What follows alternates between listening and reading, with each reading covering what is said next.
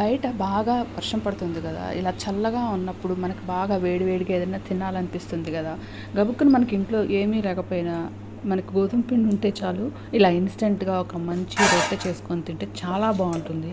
ఇలా పత్యానికి కూడా చాలా బాగుంటుంది అనమాట. మీరు కూడా ఒకసారి తప్పకుండా ట్రై చేయండి. ఏం లేదు, గోధుమ పిండిలో మనం కొంచెం ఆనియన్స్, పచ్చిమిర్చి వేసుకొని, కావాలంటే కొంచెం కరివేపాకు కూడా వేసుకోవచ్చు అనమాట. ఇలా మరీ లూజ్గా కాకుండా మరీ గట్టిగా కాకుండా ఇలా చూసారు కదా, ఇలా కలుపుకోవాలన్నమాట.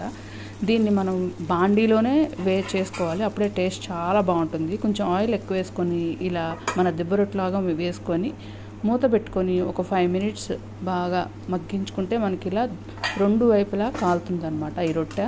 ఇది చాలా బాగుంటుంది టేస్టీగా, కానీ కాలటానికి ఒక 5 minutes 10 minutes టైం అయితే పడుతుంది. బట్ టేస్ట్ మాత్రం సూపర్గా ఉంటుంది. మీరు కూడా ఒకసారి తప్పకుండా ట్రై చేయండి. Thanks for watching.